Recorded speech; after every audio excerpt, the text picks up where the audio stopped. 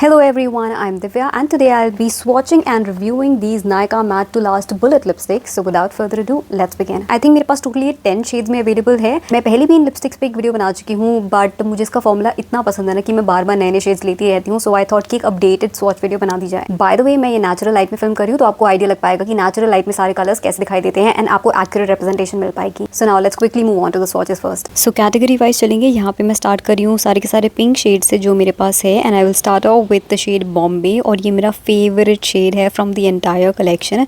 So this is a nude pink shade और मेरी skin tone पे काफ़ी फ्लैटर करता है। अगर आप मेरी स्किन टोन के हो तो आप पे बहुत ही सुंदर न्यूड पिंक शेड ये दिखेगा, और अगर आप मुझसे लाइटर हो तो भी आप पे ये काफ़ी अच्छा शेड रहेगा। If you have medium skin tone या उससे डीपर ना, तो ये आप पे उतना नहीं चलेगा, बट लाइट स्किन टोन तक ये बहुत ही अच्छा शेड रहेगा। एंड इसमें वार्म अंडरटोन्स भी हैं, एंड इसलिए मुझे इतना अच्छा लगता है बिकॉज आई थिंक हमारी इंडियन स्किन टोन पे ना वो ब्लू अंडरटोन वाले शेड्स उतने फ्लैटर नहीं करते हैं, तो मुझे इसमें जो वो वार्म अंडरटोन आती है ना, वो बहुत पसंद आती है while it being a nude shade. मैं आगे ट्रांसफ़र टेस्ट करके दिखाऊंगी, तो ये एक्चुअली ट्रांसफ़र भी हो जाती है, स्मज भी होती है, बट ये है कि आप इसे जितना टाइम दोगे सेट होने के लिए तो ये उतना कम ट्रांसफ़र करेगी। यहाँ पे सिर्फ मैंने 2-3 मिनट ही वेट किया था, तो ये ट्रांसफ़र थोड़ा ज़्यादा कर रही थी।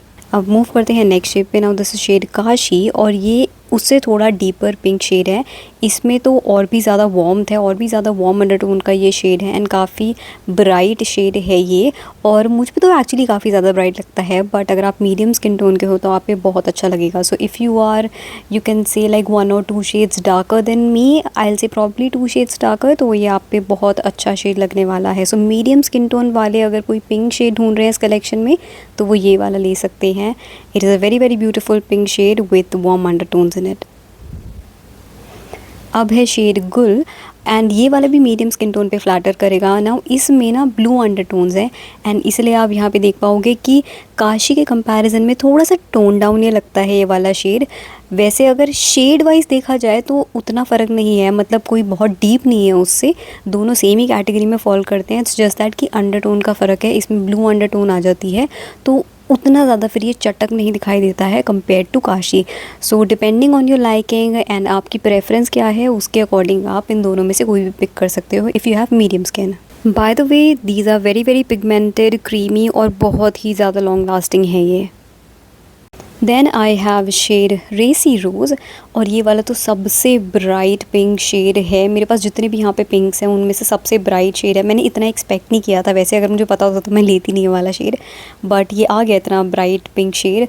एंड इसमें भी वो ब्लू अंडरटोन्स हैं, और बहुत ही वैसा नियोनिश एंड वो जो फ्लोरेसेंट पिंक होते हैं ना, उस टाइप का पिंक है। तो मुझे ऐसे पिंक पसंद नहीं है, but if you are one of those people जिनको ऐसे शेड काफ़ी अच्छे लगते हैं, बिकॉज मैंने देखा है कई लड़कियों को ना स्पेसिफिकली इस टाइप के पिंक्स बहुत अच्छे लगते हैं। तो अगर आपको ऐसे पिंक्स पसंद है तो फिर आप डेफिनेटली ये ट्राई आउट कर सकते हो। नाउ दूसरी कैटेगरी पे आ जाते हैं, विच इज़ पीचेस, कोरल्स और रेड। तो यहाँ पे हम स्टार्ट करेंगे शेड जानवी से। Now this is a very very light shade, and मुझको भी ना ये थोड़ा सा वैसे वॉश आउट करता है, तो ऑन इट्स ओन में लगाना उतना प्रेफर नहीं करती। जैसे यहाँ पे आप देख पाओगे कि बस ठीक ठाक ही लग रहा है, ऐसा लग रहा है कि हल्का हल्का सा वॉश आउट कर रहा है वैसे ये वाला शेड, तो मुझे इतना पसंद नहीं आता है ये। तो मैं मिक्स एंड मैच करके लगाती हूँ कि जैसे शेड बॉम्बे के साथ लगा लिया या फिर किसी और शेड के साथ मिक्स कर लिया, बट ऑन इट्स ओन उतना प्रेफर नहीं करती क्योंकि इसमें वाइट बेस काफ़ी है। सो वाइट बेस इतना ज़्यादा होने की वजह से ना उतना फ्लैटर नहीं करता है, एंड ऑल्सो हल्का सा ना ये पैची भी लगता है मुझे, जो कि लाइट शेड्स के साथ प्रॉब्लम होती है। Now moving on to shade naughty nude, and ये तो वन ऑफ माई फेवरेट्स है पूरी कलेक्शन में से। सो वाइल से कि बॉम्बे के बाद अगर कोई शेड मुझे सबसे ज़्यादा अच्छा लगता है तो वो है ये shade which is naughty nude, क्योंकि ना ये एकदम ऐसा टेराकोटा सा शेड है, जैसे आप यहाँ पे देख ही रहोगे। तो इसमें कोरल भी है, इसमें रेड भी है, बट इसमें ब्राउन भी है। तो अगर आप रेड शेड को ही ट्राई करना चाहते थे लेकिन एग्जैक्ट रेड नहीं ट्राई करना चाहते थे, आपको इंटिमिडेटिंग लगते हैं रेड शेड्स, उतने वेयरेबल नहीं लगते हैं, तो आप इससे स्टार्ट कर सकते हो, बिकॉज़ इसमें ना ब्राउन का कॉम्बिनेशन भी आ जाता है। Now moving on to shade regal rose, which is actually a red shade, and अब रेड शेड है तो चटक तो होगा ही। सो काफ़ी ब्राइट सा रेड शेड है, बट मुझे अच्छा लगा, एंड आई विल से कि ये ना एकदम मिडल वाली कैटेगरी में फॉल करता है कि मुझे ये एकदम ट्रू ब्लू अंडरटोन वाला रेड भी नहीं लगा, बट मुझे ये वैसा टमेटो रेड भी नहीं लगा, एकदम ऐसा बीच में लाया करता है ये। सो मुझे तो वैसे काफ़ी अच्छा रेड शेड ये लगा। एंड कभी कभी जब जैसे मैं वीडियोस फिल्म कर रही हूँगी तो आई नो कि मैं ये वाला रेड लगाया करूँगी। एंड या यूट्यूब वीडियोस फिल्म करते टाइम पे मुझे रेड शेड्स लगाने काफ़ी पसंद है, एंड इस वजह से भी मैंने इसको लिया था। एंड ऑल्सो आप ये जो रेड शेड्स होते हैं ना, इनको मिक्स एंड मैच कर सकते हो बाकी शेड्स के साथ to get a pop. Then moving on to browns, जो काफ़ी लड़कियों को पसंद आते हैं। यहाँ पे मैंने 3 बहुत ही पॉपुलर शेड्स लिए हैं, starting of with Madras copy. और ये एक ना न्यूट्रल टोन्ड ब्राउन है, ठीक है। तो वैसा वार्म टोन ब्राउन नहीं है, न्यूट्रल स्लैश कूल की साइड में इसको रखूँगी। वैसे आई थिंक न्यूट्रल में थोड़ा ज़्यादा फॉल करता है, बट मेरे पे थोड़ा और ज़्यादा कूल लगता है ये। तो मुझे उतना अच्छा नहीं लगता है, क्योंकि एक तो काफ़ी डीप लगता है मेरी स्किन टोन पे, एंड इस टाइप की जो अंडरटोन वाले शेड्स होते हैं ना, इस टाइप के शेड्स काफ़ी डल लुक दे देते हैं मुझे। तो मतलब मुझे अपने ऊपर ऐसे शेड अच्छे नहीं लगते हैं। बट अगर आपको इसी टाइप के शेड्स पसंद में आते हैं, ऐसे न्यूट्रल अंडरटोन वाले, तो फिर आप ट्राई आउट कर सकते हो। बट मेरे लिए ये वैसे थोड़ा डीप शेड है, सो मेरे लिए न्यूड शेड की तरह वर्क नहीं करता है, मुझ पे डार्क ही लगता है। Now moving on to shade chai, जो कि बहुत ही ज़्यादा पॉपुलर शेड है। एंड मैंने इस वजह से भी लिया बिकॉज इतने लोगों की इसके रिगार्डिंग क्वेश्चंस आते रहते हैं ना, तो इस वजह से मैंने लिया। Now this is again a dark brown shade, मतलब मेरे लिए तो डीप ही है, बट ये वाला वार्म अंडरटोन के साथ है, तो इसलिए मुझे ये बेटर लगता है मद्रास कापी के कंपैरिजन में, क्योंकि इसमें वो वार्मथ आ जाती है, तो हमारी इंडियन स्किन टोन पे काफ़ी फ्लैटर करता है। और इसमें ना हल्की सी वो पिंक अंडरटोन्स भी हैं, जो अभी आपको शायद इतना पता ना चल पाए, लेकिन जब मैं नेक्स्ट शेड स्वॉच करूँगी ना, तो आपको पता लग पाएगा कि इसमें वो हल्की हल्की सी पिंक अंडरटोन्स भी आती हैं, जिसकी वजह से ये और ज़्यादा वेरिएबल हो जाता है। Now this is the shade coffee mousse, again एक डीप ब्राउन शेड है, बट ये वाला एकदम प्रॉपर वार्म अंडरटोन मैं कहूँगी, क्योंकि यहाँ पे अब आप देख रहे हैं इसमें ना वो थोड़े ऑरेंज वाले हिंट्स आ रहे हैं कि ब्राउन है but with orange hints in it. और अब आप शेड चाय को देखोगे ना, तब आपको कंपैरिजन के टाइम पे पता लग पाएगा कि चाय में वो पिंक अंडरटोन्स थी, लेकिन इसमें वैसी ऑरेंजी अंडरटोन्स है, तो वैसा ही टेराकोटा ब्राउन है। अगर आप डीपर स्किन टोन के हो तो ये दोनों शेड्स आप पे बहुत अच्छे लगेंगे, स्पेसिफिकली ये वाला शेड बहुत अच्छा लगने वाला है। एंड अगर आपको वार्म अंडरटोन के शेड बहुत पसंद है तो फिर तो ये बहुत ही अच्छा लगेगा आप पे। So if you have deeper skin और आपको एक वार्म अंडरटोन वाला ब्राउन शेड चाहिए तो आप ये लेना कॉफ़ी मूज, और अगर आपको एक रोजी ब्राउन चाहिए तो आप लेना चाय। So those were the swatches and I hope those were helpful for you, और अब आपको एक आइडिया लग पाया होगा कि आपको अपने लिए कौन सा शेड लेना चाहिए। एंड अब हम चलते हैं रिव्यू पार्ट पे। वैसे तो मैं इनके बारे में ऑलरेडी अपने चैनल पे काफ़ी बता चुकी हूँ, लेकिन फिर भी जिन लोगों को नहीं पता है, सो ये क्रीमी मैट फॉर्मूला है, क्रीमी मैट लिपस्टिक्स हैं ये।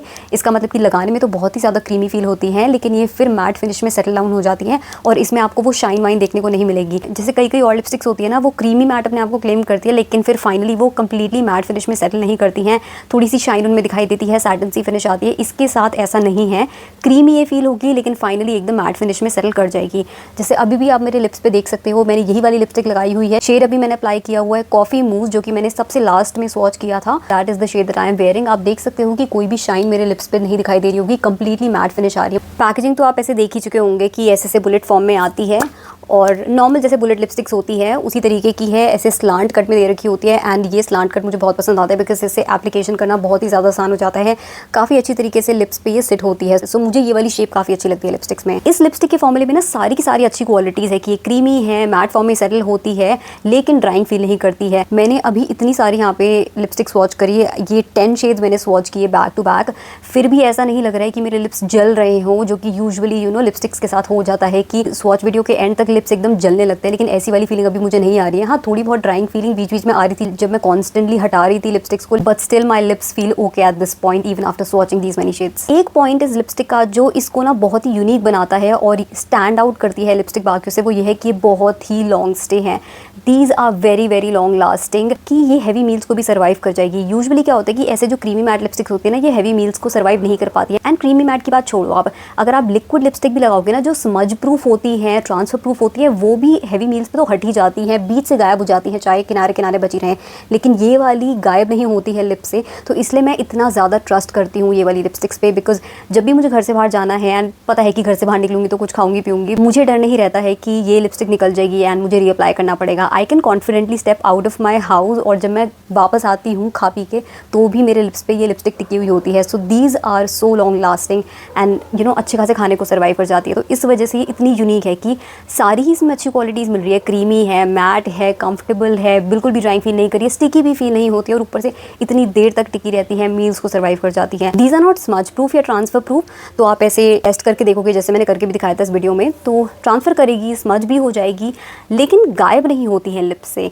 Because they have a grip in them. एक ना हल्का सा एक ग्रिपिंग क्वालिटी मुझे इसमें फील होती है जो कि बाकी लिपस्टिक्स में मुझे फील नहीं हो पाती है। सो उस ग्रिपिंग क्वालिटी की वजह से काफ़ी देर तक ये टिकी रहती है लिप्स पे। सो मेरी तो ये फेवरेट लिपस्टिक्स हैं, और मुझे अगर सिर्फ किसी एक लिपस्टिक को रेकमेंड करना हो ना, out of everything that I own, I will recommend these lipsticks. अब ये वाली डेफिनेटली ट्राई आउट कर सकते हो। बाकी स्वॉचेस आपने देख ही लिए हैं, तो अपनी स्किन टोन के अकॉर्डिंग आप शेड चूज़ कर सकते हो। सो मैं तो ये कहूँगी कि अगर आपको इस पर्टिकुलर रेंज में, मतलब ये जो 500 वाली रेंज है ना, अगर इस रेंज में अगर आपको कोई लिपस्टिक ट्राई आउट करनी है ना, तो डेफिनेटली ये वाली ट्राई आउट करना, you will not be disappointed, and these get a very very very big thumbs up from my end. So that was all for today's review. I hope you enjoyed watching this video and found it helpful. In case you didn't, please hit the like button, and I will see you in my next one. Till then, take care and bye.